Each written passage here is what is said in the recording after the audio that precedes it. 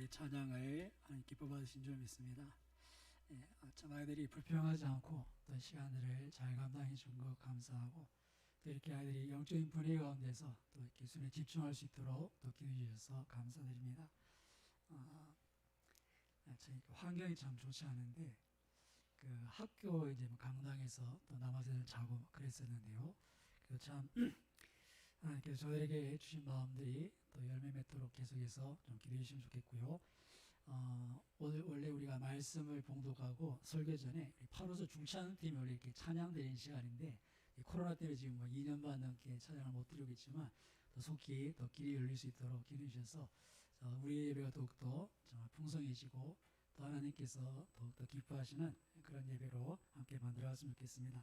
우리 하나님께 감사 영광 한번 올려드리겠습니다. 성삼위 하나님께, 그건 따라하시면 안 되고, 제가 성삼위 하나님께 하면 여러분은 감사와 찬송과 영광을 올려드립니다 하는 겁니다. 성삼위 하나님께 감사와 찬송과 영광을 올려드립니다. 아멘. 아멘.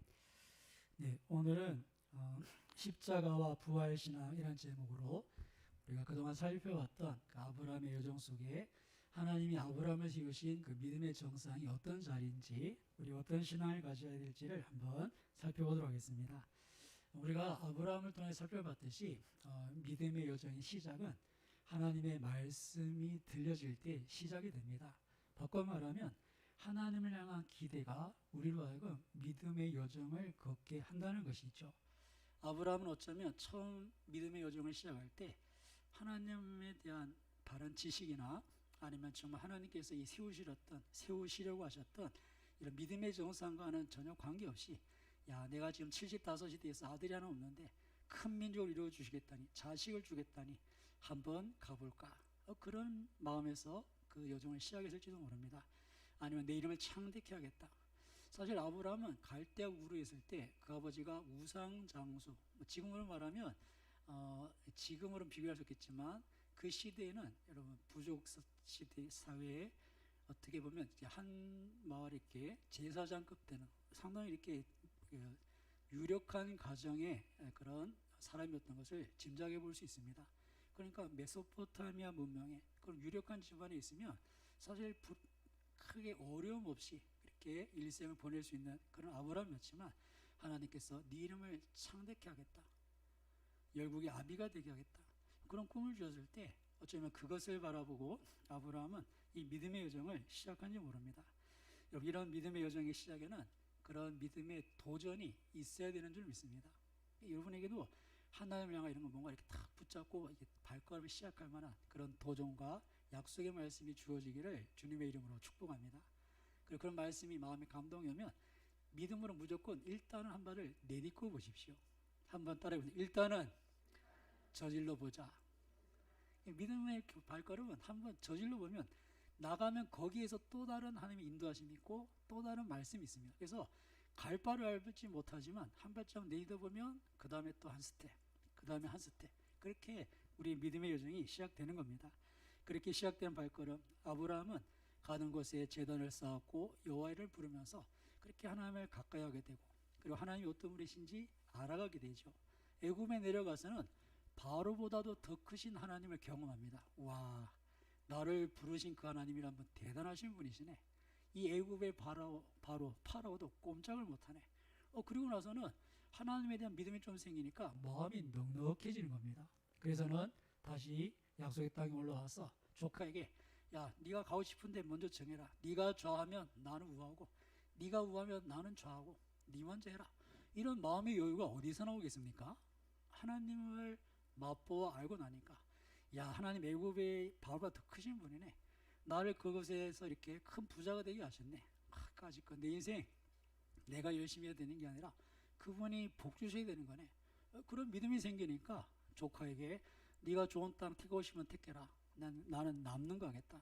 그런 넉넉함을 보여줄 수가 있었던 겁니다. 그렇게 하나님 알아가고 정말 그거 이렇게 믿음의 여정을 겪게 되는데, 근데 여러분, 그런 믿음의 여정이 결코 순탄한 길만은 아니었던 것이죠. 아브라함에게도 이 믿음의 여정에 고비가 오는데, 시험이 오는데 10년이 지났는데도 약속하신 아들은 이렇게 전혀 생길 기미가 보이지 않다는 것이죠. 오히려 10년이라는 시간이 더 지나면서 이제 아이가 생기지 않을 가능성이 점점점 높아갈 때 인간적인 판단을 하게 됩니다. 그래서 하가를 취해서 이스마엘이라는 아이를 낳게 되죠. 여러분 그렇게 인간적인 방법으로 이렇게 이스마엘을 낳게 되는데 하나님께서 약속하신 사람은 따로 있었죠. 그래서 그 모든 하나님 약속을 이루실 때까지 어쩌면 이 아브라함에게 더 많은 믿음의 인내가 필요했었는데 이 아브라함은 그 10년의 세월에 그 시험을 이기지 못하고 잠시 이렇게 빗나가는 길을 걷게 됩니다. 하지만 하나님께서 다시 찾아봤을 때 아브라함은 다시 그 시간 속에서 믿음으로 선택하고 그리고는 지난주 말씀을 살폈듯이 이제 믿음의 정상에 한 발짝 내딛게 되는데요. 마지막 그 정상을 향한 그 믿음의 여정에는 믿음의 순종이 있었던 것을 우리가 살펴봤습니다.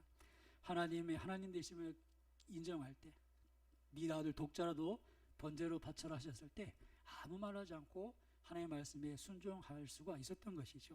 그리고 하나님은 그러한 아브라함을 보시고 이제야 알겠다. 그의 믿음을 인정해 주신 것을 살펴봤습니다. 그렇게 믿음의 여정을 시작해서 믿음의 정상에 선 아브라함, 그가 오늘 우리에게 보여주는 또 하나님께서 아브라함을 통해서 우리가 갖기를 원하시는 그 믿음은 어떤 믿음인가? 오늘 본문에 보시면 우리가 아브라함을 통해서 우리가 가져야 될 최상의 믿음, 그것은 부활신앙이라는 것을 발견하게 됩니다. 오늘 본문의 말씀을 살펴보기 전에 이 아브라함의 믿음에 대해서 말씀하고 있는 히브리서 11장 말씀을 잠시 살폈으면 좋겠는데요. 우리 히브리서 11장 17절에서 19절 말씀을 한번 잠시 찾아서 한번 봉독해 보도록 하겠습니다. 히브리서 11장 17절에서 19절입니다. 신약성경 365페이지쯤 되네요. 신약성경 365페이지 히브리서 11장 17절에서 19절을 같이 봉독해 보겠습니다. 아브라함은 시험을 받을 때에 믿음으로 이삭을 드렸으니 그런 약속들을 받은 자로 돼 그 외아들을 드렸느니라. 그에게 이미 말씀하시기를 내 자손이라 칭할 자는 이삭으로 말미암음이라 하셨으니 그가 하나님이 능히 이삭을 죽은 자 가운데서 다시 살리실 줄로 생각한지라. 비유컨대 그를 죽은 자 가운데서 도로 받은 것이니라. 아멘. 히브리서는 아브라함의 믿음을 평가할 때 어떤 믿음을 얘기하냐면 오늘 19절 말씀처럼 하나님은 능히 이삭을 죽은 자 가운데서 다시 살리실 줄로 생각한 이 부활의 신앙이 있다 하는 것을 우리에게 알려줍니다. 여러분 아브라함이 그가 그 믿음의 여정 끝에 하나님이 지시한 곳에 서서 정말 그곳에서 하나님께서 인정하셨을 때 그 안에 있었던 믿음은 부활의 신앙입니다. 여러분 오늘 본문의 말씀에서도 우리가 알 수 있듯이 하나님께서 아브라함을 시험하시죠. 네 아들, 네 사랑하는 아들 하나밖에 없는 독자 이삭을 번제로 바쳐라. 그랬을 때 이 아브라함은 오늘 히브리서 말씀을 이렇게 비춰보면 하나님께서 분명히 이 아들을 통해서 약속을 주셨는데 아니 이 아들을 번제로 바치라니 이 아들을 죽이라니 아니 하나님은 어떻게 이렇게 서로 모순된 말씀을 하실 수 있는가? 근데 그가 어떤 생각을 하게 되냐면 하나님은 이 아들을 통해서 약속하신 대로 큰 민족을 이루게 하실 것이다. 그런데 지금 하나님께서 이 아들을 죽이라고 하신다. 하나님 어떻게든 그 약속을 이루실 것이다. 그래서 아브라함은 자기가 할 믿음의 순종을 하게 되는 겁니다. 그러면서 그 마음에 이 아들을 통해서 약속하셨으니 이 아들이 죽어도 하나님께서 어떻게 하시든 이 아이를 살리셔내시든 어쨌든 이 아들을 통해서 하신 약속을 하나님은 전능하신 그분은 이루실 것이다. 그런 믿음을 갖게 되었던 것이죠. 그렇게 아브라함은 이 부활의 믿음을 가지고 이 이삭을 하나님께 번제로 드리러 작정하고 모리아산을 향하게 되는데요. 오늘 우리가 읽었던 창세기 22장 5절에 보시면 그런 아브라함의 믿음이 이렇게 드러나는 것을 볼 수 있습니다. 창세기 22장 5절을 같이 봉독해 보겠습니다. 이에 아브라함이 종들에게 이르되 너희는 나귀와 함께 여기서 기다리라. 내가 아이와 함께 저기 가서 예비하고 우리가 너희에게로 돌아오리라 하고. 아멘. 한번 따라해 보겠습니다. 아이와 함께 가서 예배하고 우리가 돌아오리라. 예전 개역 한글에는 우리가라는 단어가 없었어요. 가서 예배하고 돌아오겠다 이렇게 표현되어 있는데 그 히브리어의 단어를 보면 앞에 뒤에 접미 접 뒤에 그 이렇게 성수격 이렇게 붙어가지고 우리라는 그런 복수적인 의미가 담겨 있습니다. 그래서 그걸 굳이 번역을 안 했지만 이렇게 이렇게 좀 더 명확하게 의미를 명확하게 하기 위해서 개역 개정에서는 이 우리가라는 단어를 이렇게 넣은 것인데요.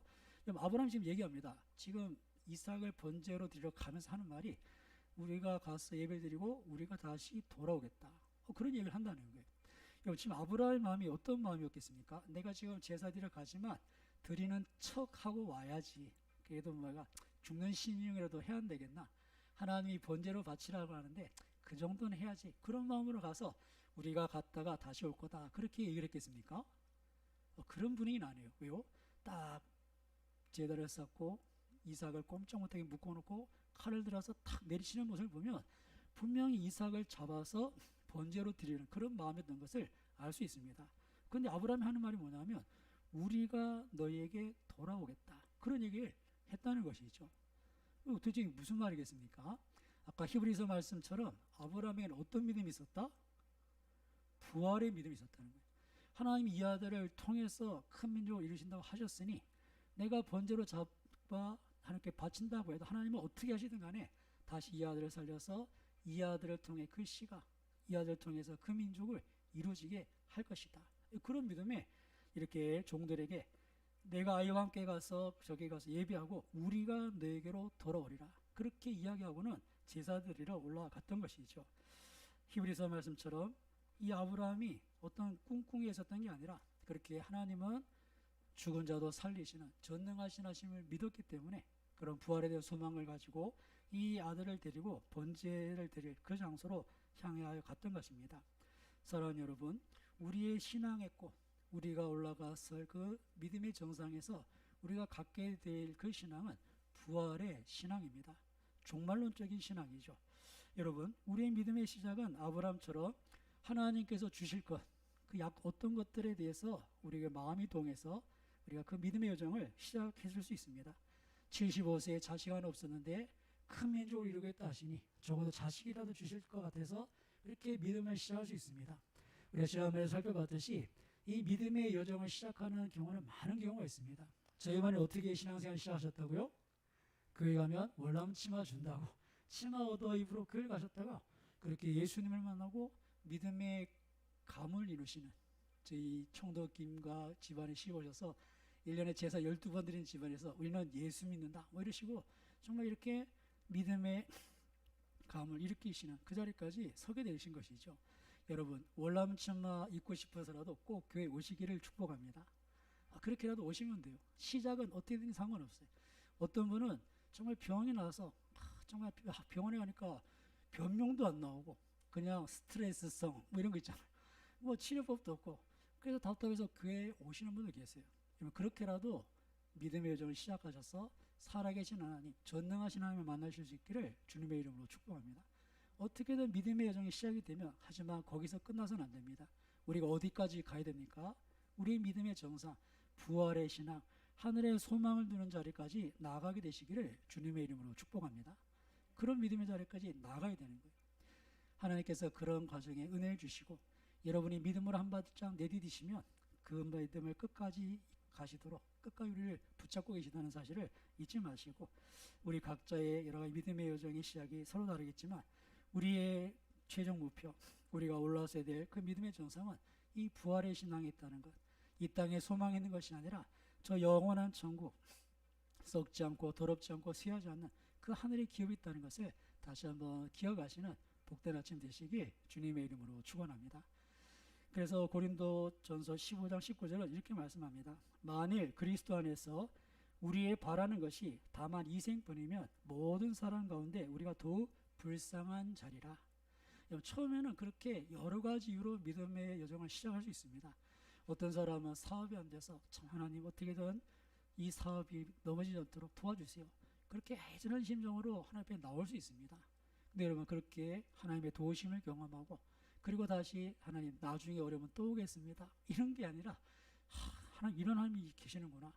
정말 이렇게 나를 도우시는 분이 계시는구나.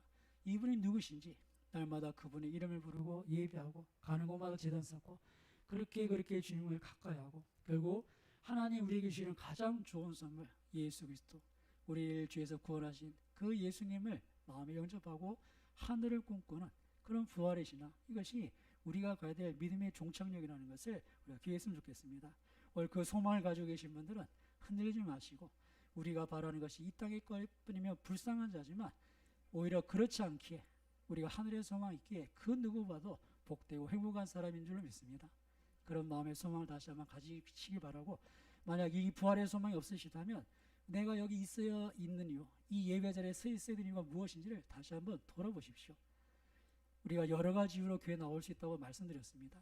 때로는 가정의 평화를 위해서 남편 때문에 아내 때문에 시어머니 때문에 억지로 이렇게 올 수도 있습니다. 우리 애들은 부모님 때문에 억지로 왔죠. 용돈 안 준다 뭐 협박성 발언에 그냥 올 수도 있습니다. 하지만 아까 드렸던 찬양처럼 이렇게 하나님 앞에 가까이 가서 은혜를 받으면 여러분 고3도 와서 이렇게 찬양하고 있고 수련회 가고 그리고 정말 이렇게 오늘이 오후 예배 찬양까지 우리 아이들이 함께 섬기지 않습니까? 그 자리까지 나가게 되는 것이죠. 그러니까 지금 내 어떤 여러 가지 인생의 문제 때문에 나왔더라도 정말 우리가 바라는 것이 이 땅의 것뿐이 아니라 저 하늘의 것을 바라보는 우리 모두가 될 수 있기를 주님의 이름으로 축원합니다. 이렇게 부활의 소망의 자리 이것이 아브라함의 원동력 자기 하나밖에 없는 독자도 번제로 드릴 수 있는 그런 원동력이 되었던 것인데요. 두란노 출판사에서 발행된 조니 에릭슨 타다의 희망 노트라는 책이 있습니다. 존이라는 자매는 1967년에 17세 나이에 다이빙을 하다 사고가 당해서 이 목뼈 아래 하반신 마비가 됩니다. 여러분 17살 소녀가 정말 목 위로밖에 움직이지 못하고 이 모든 몸이 마비가 됐을 때 얼마나 절망스럽겠습니까? 그 우리가 막 겪을 수 있는 모든 감정의 충동 그렇게 그것에 현하지 못했겠죠. 고통과 좌절 또 원망과 분노 내가 이렇게 살아서 뭐하겠나 그런 자살 충동들 그런 가운데 정말 주변에 많은 사람들의 돌봄과 또 격려 속에서 차츰차츰 이 고통의 블랙홀에서 빠져나오게 되는데요. 그녀가 할 수 있는 것은 머리로밖에 못 쓰니까 입으로 그림 그리는 것을 배우게 됩니다. 구술화가라고 그러죠. 그렇게 이제 목 위로밖에 움직이지 못해서 이제 그림을 배우는데 그녀가 이제 그림을 그리면서 끝에다 이제 날이 나죠. 서명합니다. 존이라고 쓰고는 끝에 꼭 이렇게 쓴답니다. 영어로 대문자로 PTL P라고 쓰고 점 찍고 P라고 쓰고 점 찍고 PTL 딱 쓴답니다. 이게 뭔가 싶었더니 그녀가 모든 그림을 마치고 이렇게 얘기하는 거죠. Praise the Lord 하는 주님을 찬양합니다. 주님을 찬양합시다. 이렇게 Praise P the Lord PTL 그렇게 자기 이름을 쓰고 정말 이렇게 목 위로밖에 움직이지 못하는데도 주님을 찬양합니다. 그렇게 그 그림을 남긴다고 합니다.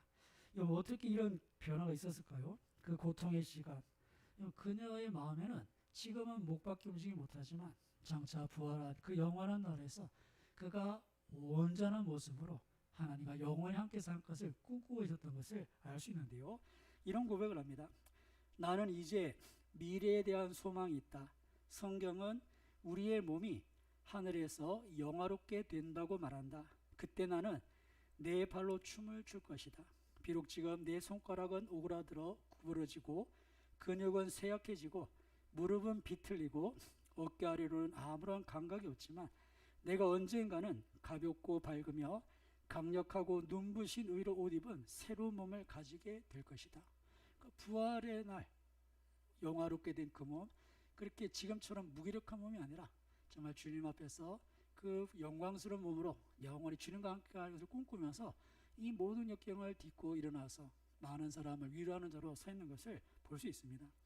여러분 어떤 종교 어떤 철학 어떤 사상이 이렇게 척추를 다치고 뇌가 손상되고 그렇게 우울증에 걸려서 아무런 소망이 없는 정말 꼼짝하지 못하는 이런 존이에게 그녀에게 소망을 줄 수가 있겠습니까? 세상의 어떤 것도 새로운 몸, 새로운 미래를 약속할 수가 없습니다. 그러나 예수 그리스도 주님께서 십자가에 죽으시고 부활하심을 통해서 우리에게 부활의 소망, 장차 나타날 영광을 꿈꾸게 하신 줄 믿습니다. 그 소망이 우리에게 있어서 최종 목표라는 것이죠. 그렇게 그것을 생각지도 못하고 그저 예수 믿고 내가 좀 건강했으면, 내가 그저 예수 믿고 하는 일이 잘 돼서 돈 좀 많이 벌었으면, 이런 기대만 있다면 우리가 더욱 불쌍한 자라고 성경은 말하는 것입니다. 오늘 이 조니가 그 어려운 상황 속에서 자신의 모든 그런 신체의 또 환경의 어려움들을 장차 나타날 영광을 바라보며 이겨냈던 것처럼, 지금 이 자리에 계신 저 여러분도, 우리도 이 땅에 살면서 여러분, 우리 인생이 수고와 슬픔뿐인 게 인생입니다. 이런 가운데 우리가 더 나은 데를 그냥 기대할 수는 있겠지만 그것은 보장되어 있지 않습니다. 하지만 영원한 천국, 그 영화로운 몸, 우리에게는 썩지 않고 쇠하지 않는 그 기업이 있다는 것을 이 주일에 다시 한번 바라볼 수 있기를 주님의 이름으로 축복합니다. 우리가 이런 안식 속에서 이 주일을 지내고 예배하는 것, 이것이 우리 큰 복인 것 같아요. 바쁘게 살면 위의 것을 볼 시간도 없는데 이 주일날 예배 자리에서 위의 것을 바라볼 수 있기를 축복합니다.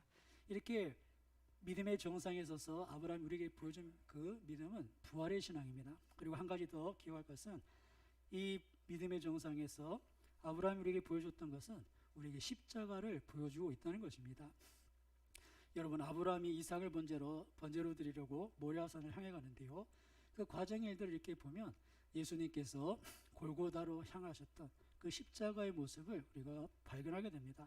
여러 면에서 유사한 점을 볼 수 있는데요, 우리가 지난주에도 말씀을 살폈듯이 왜 하나님께서 아브라함에게 인신제사, 그렇게 사람을 제물로 바치는 제사를 싫어하시고 혐오하시고 그런 그 사람은 진멸하라고 하시는데, 하나님께서 직접 모순되게 아들을 바쳐라, 이삭, 사람을 제물로 바쳐라 하셨는가 하는 것이죠. 근데 여러분, 우리가 그 일을 어디서 발견할 수 있습니까? 주님께서 십자가에 지실 때 예수님께서 친히 희생제물이 되셔서 모든 인류의 죄를 위해 자신을 대속물로 주신 것, 우린 그 십자가에서 이런 아들을 번제로 드리라고 하셨던 그 하나님의 명령을 우리가 보게 됩니다. 그래서인지 이 모리아산에 대해서 역대하 3장 1절에 이렇게 말씀하는데요, 솔로몬이 예루살렘 모리아산에 여호와의 전 건축하기를 시작하니, 그러니까 이 모리아산이 어디 있다는 겁니까? 예루살렘에 있다는 거예요. 물론 모리아산이라는 명칭이 다른 데도 있을 수 있지만, 여러분, 내려오는 전승에 의하면 이 창세기 22장의 모리아산이 바로 솔로몬이 성전을 건축했던 예루살렘의 모리아산이다, 그렇게 이야기 전해지고 있습니다. 그리고 이 산 어딘가에 골고다 언덕이 있는 것이죠. 여러분, 생각해 보십시오. 아브라함이 이 모리아산을 향해 걸어갈 때 3일 길을 침묵 가운데 걸어갑니다. 예수님께서 십자가에 달리시고 3일 동안 무덤에 계시고, 그리고 부활하신 그 사건을 볼 때 이것이 그냥 아이고 너무 이렇게 끼워 맞추는 거 아니냐라고 보기보단, 주님께서 그 십자가 지시고 3일간 무덤에 있었던 일들을 우리가 보여준다고 우리가 충분히 생각할 수가 있는 것이죠. 그리고 모리아산에 오르는 이삭의 모습을 한번 보십시오. 지난번에 제가 이삭의 나이를 대충 말씀드렸는데 몇 살쯤 됐다고 했죠?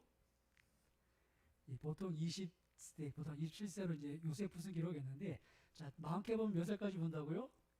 37살. 그 이유는 아브라함이 번제를 드리고 집에 가서 사라에게 사실은 내가 이 이삭을 번제로 드리려고 했다 라는 말을 듣는 순간에 사라가 놀라 넘어지면서 사망했다. 그때 나이가 사라 나이가 127, 90에 이삭을 낳아서 37에 이렇게 전설적으로 이렇게 전승처럼 내려오는 그런 이야기가 있습니다. 하지만 적어도 한 20대쯤을 이렇게 보는 게, 3일길을 가는 동안 그 여정을 같이 하고 또 번제 이슬람을 이렇게 지고 가죠. 그런 걸 보면 어린아이는 아닐 테다, 어느 정도 적어도 청소년은 넘는 10대 후반이나 20대 정도 나이가 될 것이다, 그렇게 추정할 수 있습니다. 근데 여러분, 이때 나이는 그러면 아브라함은 100살 더 하면 되잖아요. 이삭이 20살이면 아브라함은 120, 이삭이 27이면 아브라함은 127. 보십시오. 127세쯤 됐다고 보시면 이삭이 제단에서 람을 가져갑니다. 아버지, 양은 어디 있어요? 하나님께서 준비하신다, 가자. 그리고는 이제 돌 쌓고, 야 빨리 좀 돌 찾아와봐라 해서 제단을 쌓고, 근데 갑자기 아버지가 주섬주섬 이렇게 끈으로 묶는 거예요. 아니 뭐 하세요? 잠깐 있어봐. 묶어놓고, 야 잠깐 누워. 그리고 칼을 뽑았던들 여러분 이삭을 아브라함이 제압할 수가 있겠습니까? 그저 127 먹은 노인네를 27 먹은 청년이 감당 못할 그런 건 아니죠. 근데 여러분 이삭은 아무런 정 없이 아무런 이야기 없이 그 자리에 있는 것을 볼 수 있습니다.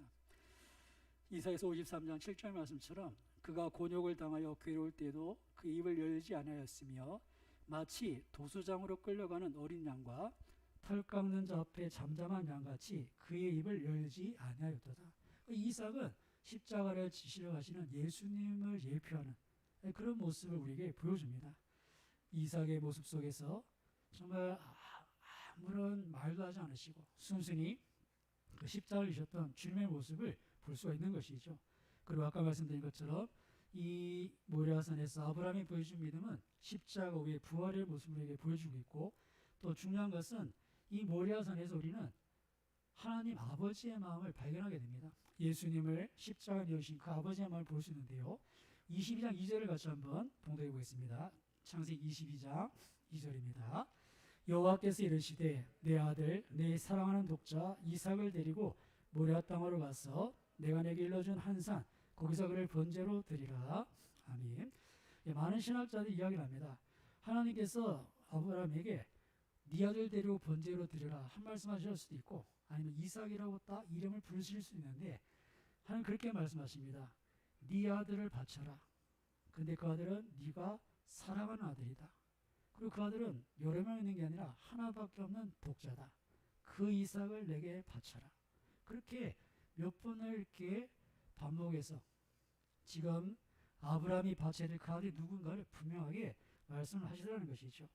여러분 그 말을 들을 때마다 한 단어 한 단어 네 아들, 네가 사랑하는 아들, 네 독자 이삭 이렇게 그 한마디 한마디가 아브라함의 마음을 얼마나 깊이 찔렀을지를 우리 충분히 생각해 볼 수 있습니다. 그 아들을 번제로 바쳐라. 근데 여러분 그 마음은 바로 하나님 아버지의 마음입니다. 하나님께서 그렇게 말씀하시는 것 같아요. 예수님을 십자가에 내어주시면서 너도 마음이 아프지 나도 나의 독생자를 보낼 때 그렇게 아프다. 그렇게 우리에게 말씀을 하신다는 것입니다.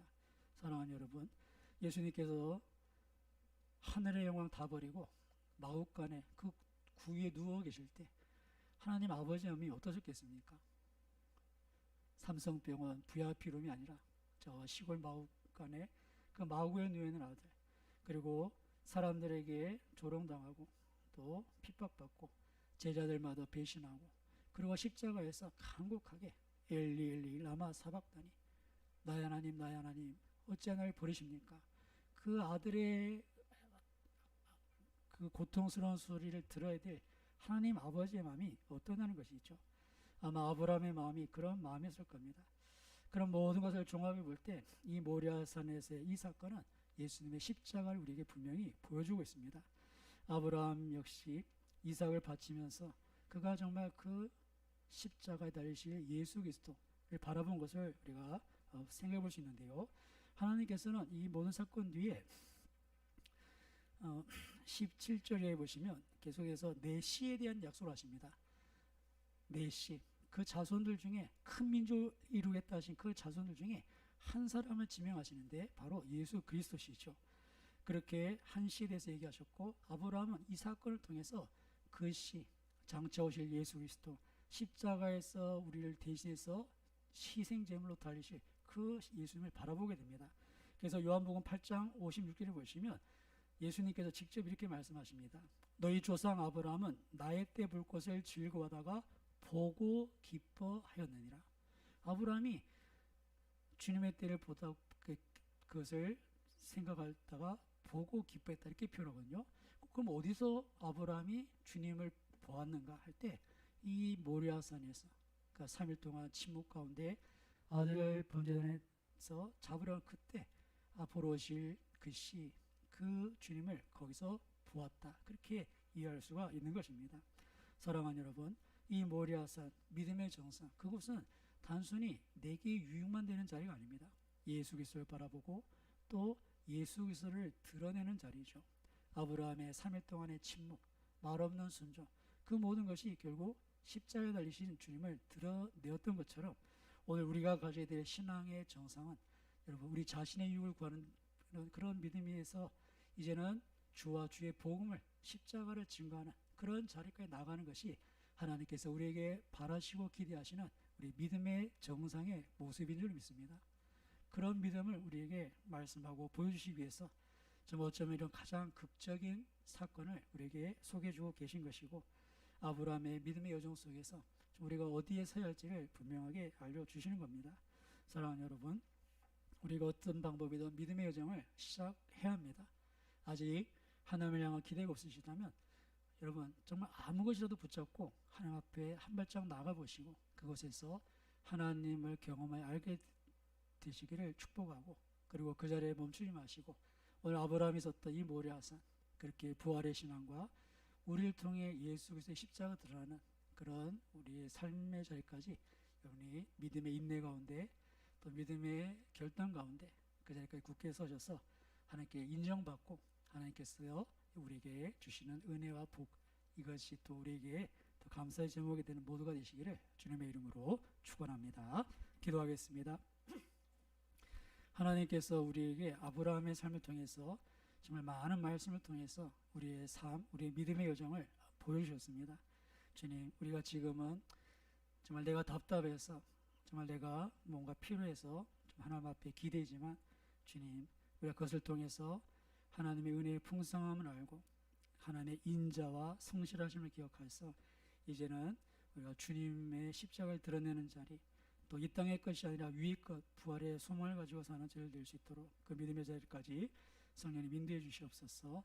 아직 믿음의 여정을 시작하지 않은 분이 있다면 2000년 전에 이 땅에 오신 예수님, 정말 그 예수님을 여러분이 만나실 수 있도록 한번 마음에 내가 간절히 찾아보리라 한번 다짐하시고 이제 한번 같이 기도하시고 제가 한번 기도하겠습니다.